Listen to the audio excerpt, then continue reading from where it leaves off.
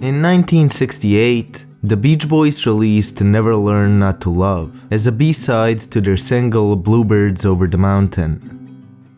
A year earlier, Charles Manson recorded Cease to Exist, a song featuring nearly identical lyrics to the Beach Boys classic. A year later, the Manson family committed the Tate LaBianca murders, one of the most gruesome crimes of the 20th century. So how did the Beach Boys end up covering a song by the most infamous criminal in American history?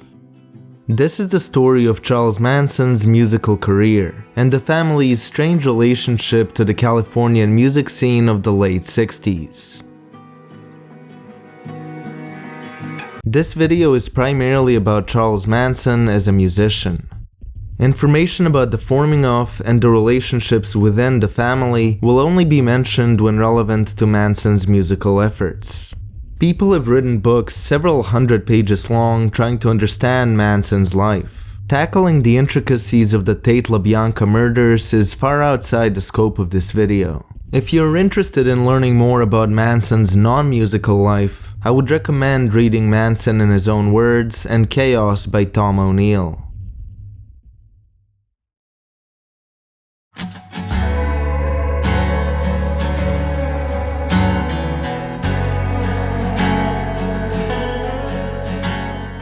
On the 12th of November 1934, a 16-year-old runaway by the name of Ada Kathleen Maddox gave birth to a child officially named No Name Maddox. The child's biological father was a con man by the name of Colonel Walker Henderson Scott, who left shortly after Kathleen informed him that she was pregnant with his child. Kathleen met and married another man, William Eugene Manson, shortly before her child was born. A few weeks after its birth, the child was renamed to Charles Mills Maddox. Not long after that, he was renamed again to Charles Mills Manson, taking his stepfather's surname. This was the name he would use for the remainder of his life. Kathleen would go on drinking sprees with her brother, Luther Maddox, regularly, sometimes going missing for days at a time. William Manson wasn't much better, also being a heavy drinker that would disappear for days on binges separate from Kathleen's. The young Charles would be left alone to fend for himself during his parents' adventures. Sometimes he would get lucky and be entrusted to one of the various dubious babysitters his mother employed. By 1937, the couple divorced. By 1939, both Kathleen and her brother Luther were arrested for assault and robbery and sentenced to prison. Charles spent the following few years living with his aunt and uncle. He would stay there until 1942, when Kathleen was released from prison and given custody of the 8-year-old Manson again. Kathleen's ways didn't change. She was now a criminal and a prostitute, as well as a hardcore alcoholic. Her and Charles moved around the country constantly. Due to constantly moving, Charles never ended up going to school. The closest thing he got to an education were voice and music lessons his mother put him in order to keep him occupied while she was out getting drunk. Unsurprisingly, Manson started becoming problematic himself. He was frequently arrested for petty theft. At the age of 9, he tried to set a school on fire. While Kathleen was far from the world's greatest mother already, his recent crimes caused her to give up on him entirely. At 12 years old, she put him in a boys' home.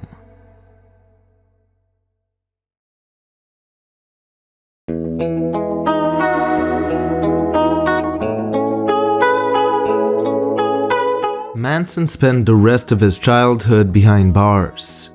He started with the Gebold School for Boys, a strict juvenile delinquent school. He fled from there twice. The first time saw him traveling back to his mother, who promptly sent him back to Gebold.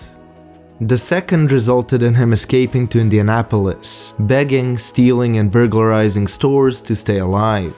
Upon being arrested, he was moved to a different juvenile facility. He escaped again, he committed more crimes, and he was moved again. This cycle kept repeating with increasingly violent crimes and facilities with increasingly higher security, graduating from boys' homes into an actual prison.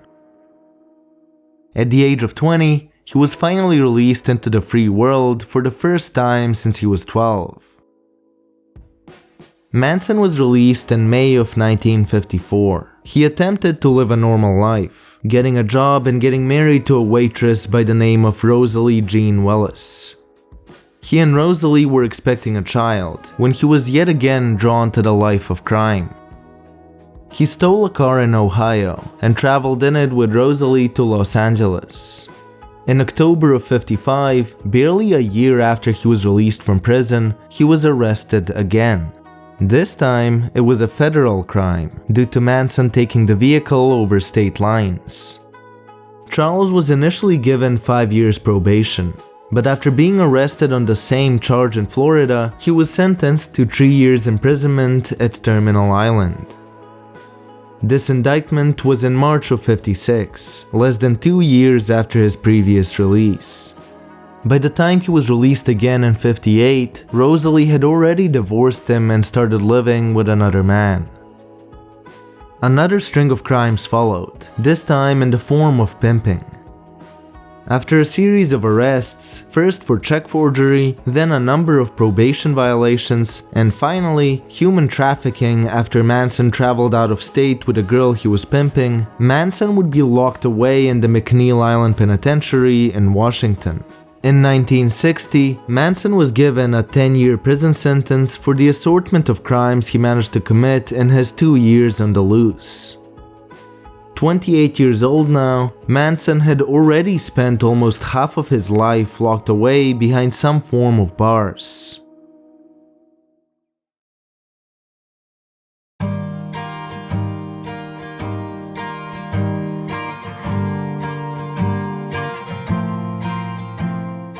Charlie's life out in the free world centered around crime.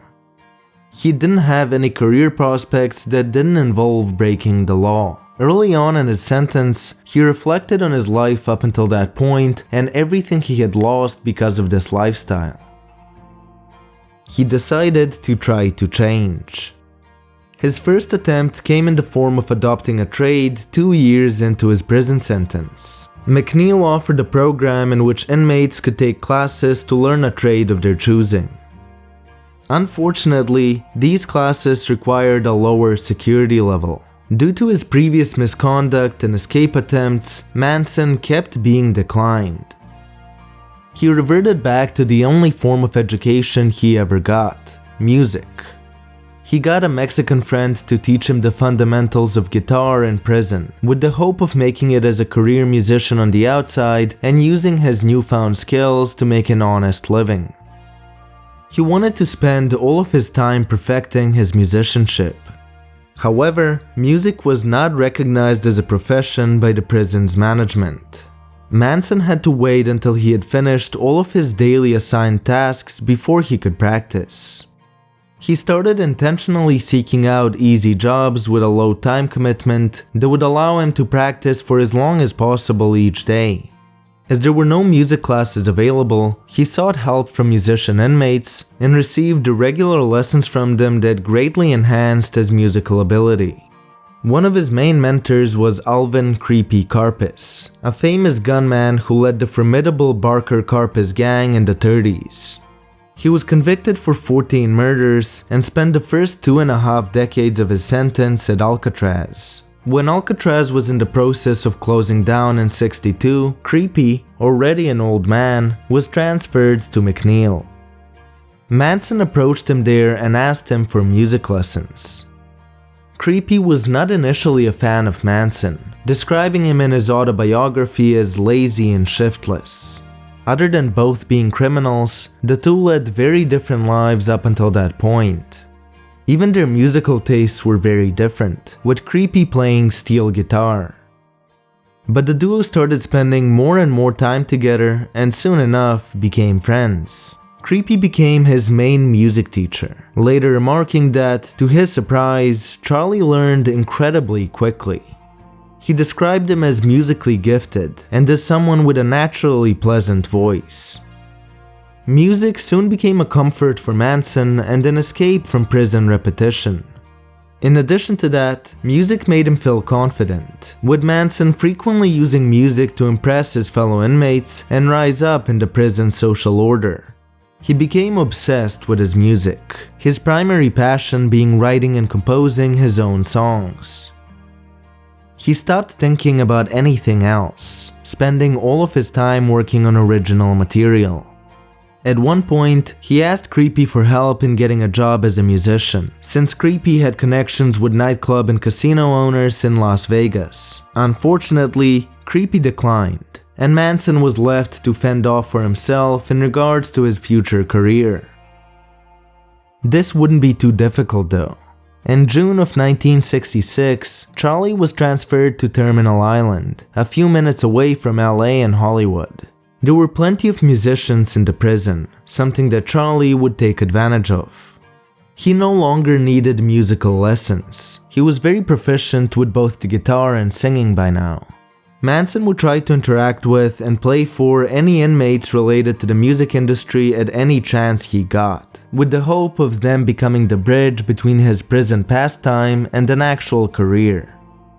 This strategy initially appeared to have worked. Other ex-cons gave him their phone numbers before leaving and asked him to give them a call once he's out. The same happened shortly before he was released, with music industry convicts giving him their contacts with promises of helping him make it big once they're free. One of these was Phil Kaufman, who gave Manson the name of Gary Stromberg, one of Phil's friends at Universal Studios. He asked him to wait a few months after he's released, before reaching out to Stromberg in the hopes of a record deal. And on the 21st of March 1967, Charles Manson was released from the Terminal Island Penitentiary.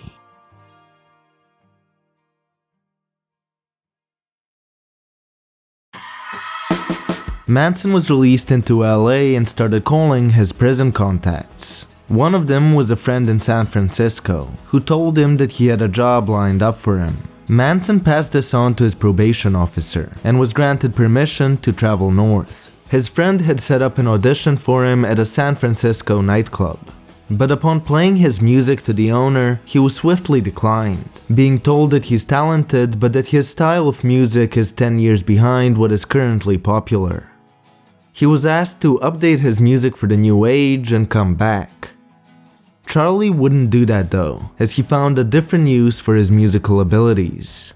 He was homeless at the time, with his only possessions being 3 changes of clothing, a sleeping bag, and a guitar.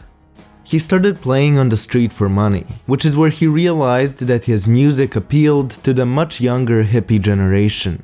He leaned into this, using music to make friends with young hippies that would help him out and offer him places to stay. He mainly hung around Haight-Ashbury, the center of the emerging Summer of Love. He occasionally hitchhiked to Berkeley and the University of California to play guitar there, with students often stopping by to listen to his original songs. It was there that he used his guitar to serenade and seduce Mary Teresa Brunner, a librarian that fell for Manson and offered him to move in with her shortly after meeting him. She would go on to become the first member of the so-called Manson family. His newfound success with the youth of the 60s gave Charles the confidence to aggressively pursue fame in music. While he occasionally played in clubs, he knew that he needed to do more if he wanted to make it within the industry. He needed to get his music recorded. Phil Kaufman, one of his Terminal Island contacts, had already told him that he would arrange for Manson's original music to be recorded once Charlie was out of prison, as he had connections to Universal. Manson told his probation officer about this and was allowed to go to LA for a short period of time with the goal of finally recording his work. Once Manson arrived in LA, he realized that Gary Stromberg, the supposed studio contact, wasn't in town. He hung around for a few days until Stromberg stopped responding to his calls entirely. Charlie had to go back to Haight-Ashbury without any recorded music. Things weren't going poorly for Manson though. Despite his lack of professional success as a musician, he was incredibly successful in using his music and presence to draw in people's attention and control the environment around him. His music was particularly effective with pulling women into his circle. It didn't take long for him to form the first semblance of the family, at this point in time containing Mary Brunner, Lynette Frum, Patricia Krenwinkel, Sadie Atkins, Barbara Hoyt, and Ella Jo Bailey. Ruth Ann Morehouse would become a part of the group not long after, escaping from her home at 14 to join Charlie's strange lifestyle. They started living nomadically in a bus, traveling all along the West Coast. His music and his bus full of girls made him very popular in the scene, and became the primary way Manson would gain favor with new associates. Charles contacted Stromberg again, this time successfully arranging a meeting with him. Gary wanted to discuss the recording of his music, so Manson gathered all of his girls and traveled down to LA to finally kick off his career in music.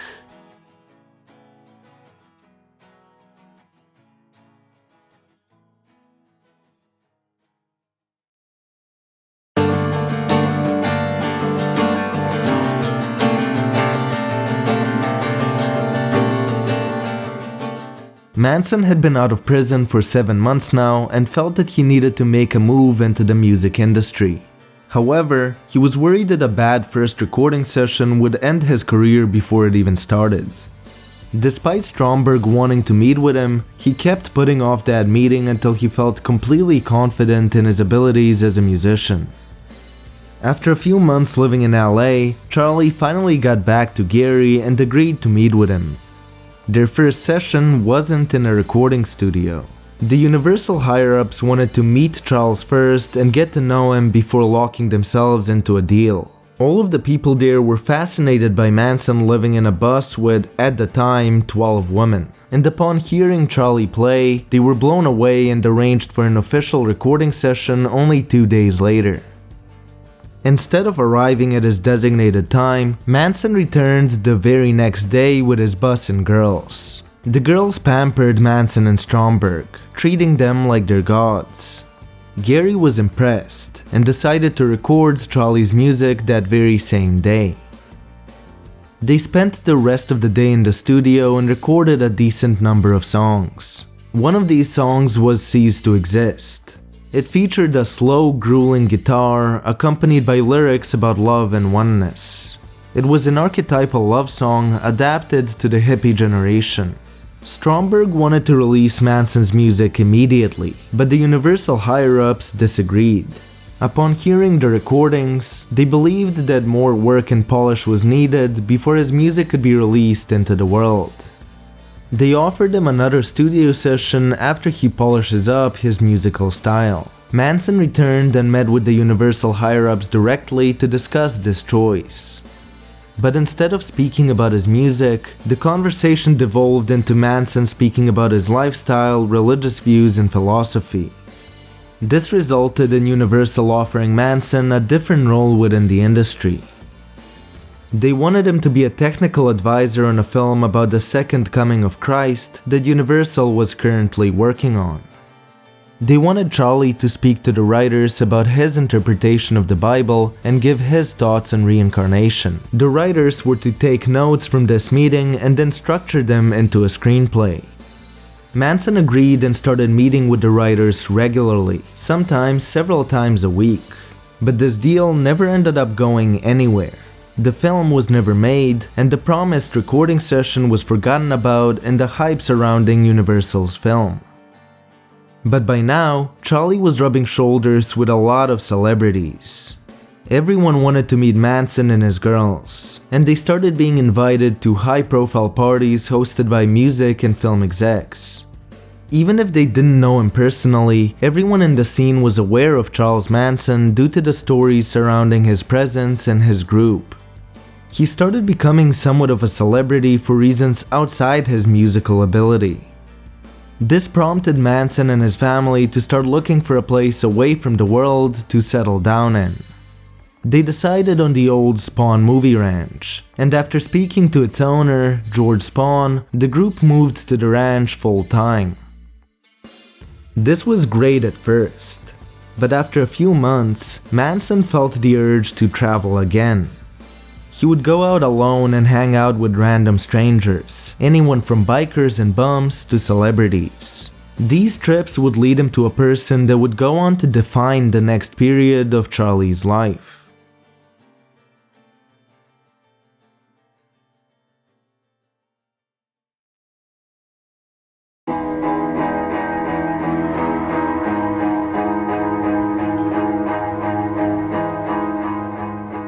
The Beach Boys were an American rock band formed in 1961 by brothers Brian, Dennis, and Carl Wilson, their cousin Mike Love, and friend Al Jardine. They were incredibly influential in the first half of the 60s, releasing countless chart-topping singles and defining the Californian music scene of the period. In '66, they released Pet Sounds, an album considered a masterpiece to this day and arguably the band's peak. But by '68, the Beach Boys were in decline. Nothing they released could reach the heights of their previous success, and they were being replaced by more subversive acts. Brian acted as the band's leader initially, but he gradually started giving control of the band over to the other members. One of these was Dennis Wilson, Brian's brother and the band's drummer. While the band's lyrics always centered around a Californian surfer hippie lifestyle, Dennis was the only one who exemplified those ideals in his personal life. He played up a bad boy persona in public, but he was equally as rebellious in private. He frequently evaded the demands placed upon him by his agents, the media, and his audience, and wanted to have space to act up outside of the public's eye. At the start of the Summer of Love, Dennis divorced his wife Carol. He moved into a large Spanish-style mansion, with 31 rooms, a full recording studio, and a swimming pool in the shape of California. The Beach Boys had already made him insanely rich, and he used this wealth to host endless decadent parties and live out his bachelor fantasies. Wilson liked alcohol, weed, and cocaine. He also liked women, but possessed more of a free love view on relationships. As normal women wanted commitment and marriage, Dennis spent more time having casual sex with hippies and runaways. During his intermingling with the hippie scene, Dennis met Charles Manson. Now, there are two different stories detailing how this event played out. As with a lot of things concerning Manson, it's not entirely clear which one is true. According to Manson, one of his impromptu trips out of Spawn Ranch included a drive to San Francisco to refresh his pot supply. When he reached his friend's address, Dennis Wilson was already inside. The friend urged Manson to stay, as both Dennis and Charlie were into music. Manson was already aware of the Beach Boys, and envied the success and recognition they managed to receive through their music. Nevertheless, Manson and Wilson got on well and exchanged addresses, with Dennis urging the other to drop by his address when he returns to LA. The second, more official story states that Wilson picked up two female hitchhikers while out for a drive one day. These turned out to be Ella Jo Bailey and Patricia Krenwinkel. Wilson happily took them to their destination, but upon meeting them for a second time only a few days later, all three went back to his house together. Once the girls returned to Spawn Ranch and told Charlie about the experience, he immediately recognized Wilson's name and insisted on going back to his house. What is true in both stories is that one day, Dennis was in the studio for a recording session. When he returned home, he found Charlie and a large group of topless women sitting in his living room. Manson immediately got on his knees and kissed Wilson's feet.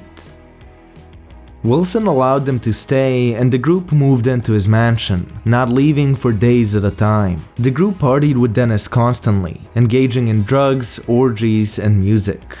Wilson bragged about this in interviews, with his Record Mirror article featuring the line, "I live with 17 girls." Interestingly, Dennis Wilson was the reason Charlie met Tex Watson, who would go on to become his main executioner during the Tate LaBianca days. Even though he was an unbelievably rich celebrity, Dennis would always hitchhike if his cars weren't easily available instead of getting a cab. On one of these adventures, he was picked up by Tex, a heavy drug user and seller. Tex drove Dennis to his mansion, where he was invited to come in and meet the rest of the group. Watson decided to stay to play music and get high with Charlie and his girls. Charlie invited Tex to come back to Wilson's house whenever he wanted to. Not long after that, Tex abandoned his current place and moved into the mansion full-time. Charles and Dennis began working on music together, much to the rest of the Beach Boys' discontent. The other members of the band despised Manson and believed him to be a bad influence on Dennis. Nevertheless, they frequently wrote songs together and showed each other their original material. Dennis Wilson fell in love with Cease to Exist, one of the recorded but never released songs from Manson's Universal session. They slightly adapted the lyrics, and it wouldn't take long for the Beach Boys to record their own version. While the lyrics were the same, the song sounded completely different, being something more akin to Christmas music. It was released under the title Never Learn Not to Love, as a B-side to their single Bluebirds Over the Mountain. But in this release, Manson was not credited, with Dennis Wilson being the only listed songwriter. Wilson's reasoning was that he spent enough money on housing and feeding the family up until that point that it was equivalent to Manson being paid off to relinquish his publishing rights for the song. The Beach Boys allegedly covered another one of Manson's songs in the same studio session, although it is unclear if the second cover ever came out. If it did, it definitely wasn't credited to Charles Manson either. Needless to say, Charlie was unhappy with this arrangement. His main goal wasn't wealth, but fame and success in music. Without being given any credit, that was pretty difficult to accomplish. The relationship between Manson and Wilson soured about a year after they met. Concerned about what Charlie might do now that he was essentially scammed out of a Beach Boys songwriting credit, Dennis moved out of his own house. He had the family evicted, who in turn stole most of his belongings before moving back into Spawn Ranch, where Manson would take the next steps towards improving his musical prowess.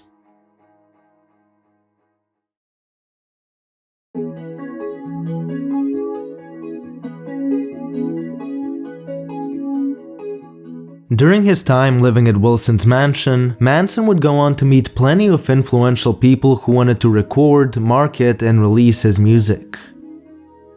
Two of these were Greg Jacobson, Wilson's songwriting partner and the person behind several Beach Boys classics, and Terry Melcher, son of Doris Day and the head of a recording studio. Both were close personal friends of Wilson. The trio called themselves the Golden Penetrators, referring to themselves as roving cocksmen who wanted to seduce as many women as possible. They arranged a studio session with Manson, but that plan quickly fell apart when it came time to actually record the music. Manson was very adamant about how the recording of his music should happen and refused to follow standard studio procedure, resulting in him leaving without any of his music being captured on tape. After returning to Spawn Ranch, the family became lost. They reveled in hedonism and enjoyed every moment living there, but lacked a greater purpose or any plans for the future. Charlie took advantage of this and turned his success in music into a shared purpose for all of them to aspire to. He decided to move the group to the desert. They moved to Barker Ranch in Death Valley, with the idea that the remoteness of the place would force them to focus only on love and music. Manson got the ranch by telling the owner that he writes music for the Beach Boys, and showing them memorabilia that he stole from Dennis Wilson's house. With no distractions, he spent hours practicing each day and working on new material. Charles became obsessed with his music and believed that this period of intense focus on the improvement of his musical abilities would translate into success upon his return to the City of Dreams. Much later, Manson went on to remark that the music he made at Barker Ranch was the best work he ever did. About 2 months later, Charlie returned to LA and reached out to the Golden Penetrators again. Melcher was initially supposed to meet Manson in the winter of '69, but stood him up instead. Upon continuous harassment regarding further recording sessions, Melcher agreed to audition Manson at Spawn Ranch. The trio were enthused with Manson's new material, especially with his song "Look at Your Game, Girl," and one of them arranged for another studio session with the goal of Charlie redeeming himself after his previous failure. However, the session didn't go any differently. Manson did not like the studio manager telling him where to stand, how to sing, which way to face, how to hold the microphone. Their conflict escalated into a full-on argument, after which Charles had to be kicked out of the studio. Wilson spoke to him again after that, convincing him to try again and to listen to the studio directions, arguing that their knowledge of the technical elements of recording will only enhance the way his music sounds. They had a second session at Dennis's home studio, at which they managed to record 10 whole tracks. They were all satisfied with the outcome, but releasing the album and making money was still far away. Manson's goal at this stage became the release of the recorded album, as his idea regarding the future of the family began to shift. He wanted the entirety of the family to move back to Barker Ranch. His new plan consisted of building an underground town and a desert waterhole for them to move into.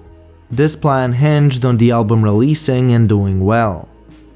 But his relationship with the Golden Penetrators would sour once again, as the family's actions would force Manson to become a lot more intense regarding the release of his album.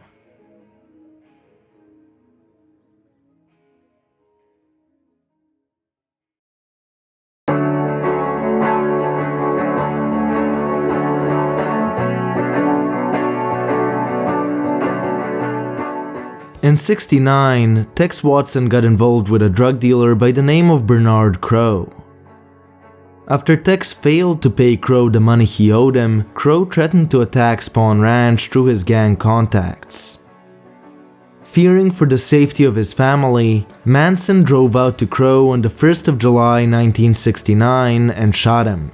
Believing that Crow was a Black Panther and that the shooting had been fatal, Manson became more paranoid than usual. Neither of these were true. Not only was Bernard Crow not a member of the Black Panthers, but he survived the shooting and recovered from his injuries completely. This didn't matter though. From Charlie's point of view, he killed someone whose connections had the ability to wipe out his family and needed to escape to Barker Ranch fast. His desperation to make a permanent move into Death Valley work exhibited itself in him becoming more aggressive regarding collecting money by any means necessary. It is what started the chain of events leading to the murders the family would go on to commit, but also had repercussions to his musical career. Manson's album wasn't released yet, but he remembered that Wilson never paid him for his writing on Never Learn Not to Love. He went to Wilson's house to collect, only to be sent away by Dennis's agents.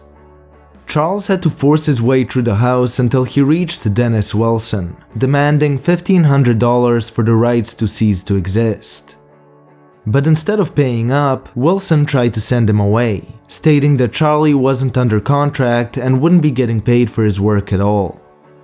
Manson exploded, threatening to burn his house down and telling him, "Don't be surprised if you never see your kid again." According to sources close to Wilson, Dennis threw Manson to the ground following this threat and began pummeling him. According to sources close to Manson, he threatened to have him killed through a hitman if he didn't stop harassing him. Either way, his approach didn't work. Days later, Manson broke into Greg Jacobson's house in the middle of the night and shook him awake. He gave him a bullet and merely said, "Tell Dennis there are more where this came from." Understanding that future collaboration with Wilson was out of the question, Charles gave up on attempting to have the album he recorded with him released. Instead, he focused on Terry Melcher. He started harassing him and demanding the studio session they agreed to but never organized. But Melcher was no longer interested. He was aware of Charlie's antics up until that point and simply told him that he was too unpredictable.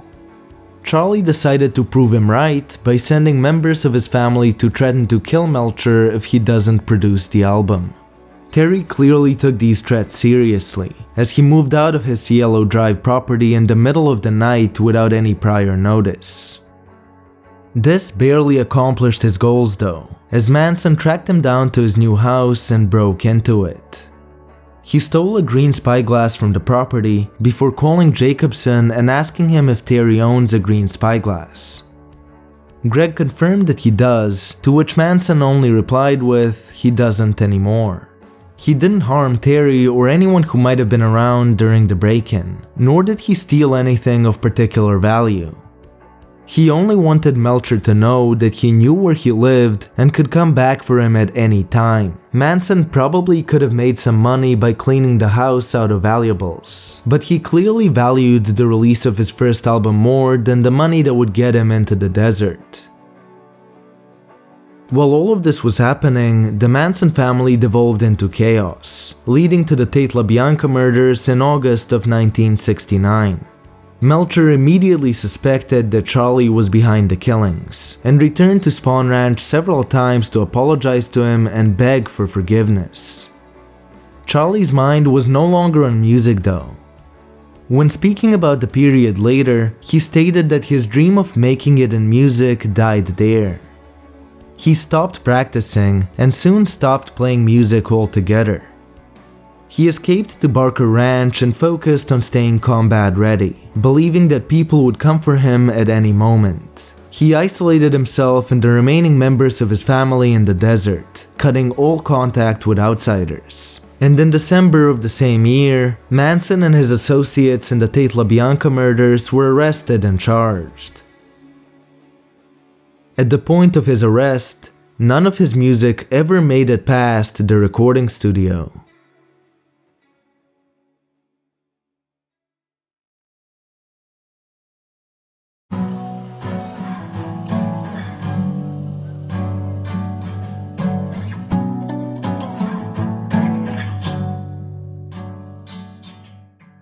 While Manson was being held on the Tate LaBianca charges, his love for music slowly returned.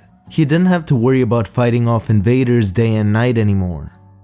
So from prison, he decided to chase his dream of making it as a musician again. He reached out to Phil Kaufman, the prison friend who originally got him the universal contact that resulted in a lot of his music being recorded. Manson asked Kaufman to put his music out. As Kaufman was reluctant, Charlie started calling him 5 days a week, always with the goal of asking him to get his music out to the people. Charlie was only allowed 3 phone calls a day from prison, meaning that he was using at least a quarter of all of his phone calls on Kaufman alone during this period. Phil tried to get established record labels involved, but unsurprisingly, they weren't interested. He ended up raising the money for the first printing himself, releasing 13 of his songs in March of 1970 on an album titled Lie, The Love and Terror Cult. This album marked the first time anyone else was able to hear the original version of Cease to Exist without the alterations made by the Beach Boys. Charlie kept writing music in prison, but getting it recorded was a bit more difficult. He outsourced this to the members of his family that were still roaming free. In 1970, they performed and recorded a series of his original songs, with the recordings only being released in '86 as Manson Family Sings the Songs of Charles Manson, later renamed to Family Jams. By the 80s, technology had improved enough that Manson could covertly make music again. He had someone sneak a tape recorder into the prison, which is when he began recording many of his original works and smuggling them to associates on the outside. This process continued for decades. In the 2000s, the tape recorder was replaced with a cell phone, but its purpose stayed the same. Manson kept recording countless original songs and spoken word poems, before passing them on to others for release. It is unknown how many recordings were made throughout his entire prison stay, but some of them have been collected into a number of albums released over the decades. In his final and longest imprisonment, he was finally able to record and release his music freely, with his infamous status resulting in people seeking out and listening to his records. But it's hard to say that Manson ever wanted this. His primary goal was always to make it as a musician, to achieve the fame and wealth of groups like the Beatles. He wanted to be immortalized in his art for the generations to come. His music never succeeded in that. He had people listening to his songs, but his status as the most infamous criminal in US history overshadowed anything his creative work could hope to achieve. He never became a famous musician, being forever relegated to a famous criminal that also made music. Any experience of listening to Manson's songs is tainted by the fact that they were made by the Charles Manson. While Manson struggled with breaking into the music industry his whole life, he only truly failed in this endeavor in prison. No matter how many times he got rejected by studio execs on the outside, he always had the choice to push on and keep trying. Following the murders, the public's perception of his music was forever changed and his fate was sealed. His career was frozen in time and space, any work he put out being forever tied to that moment in 1969 California. He died in 2017 as a cultural symbol first and a musician second, cursed to have all of his dreams and aspirations forgotten by history in favor of the cult leader persona pushed by all of the media coverage of him. He himself puts it best in his song Red Snake. I'll always be beyond the you and me.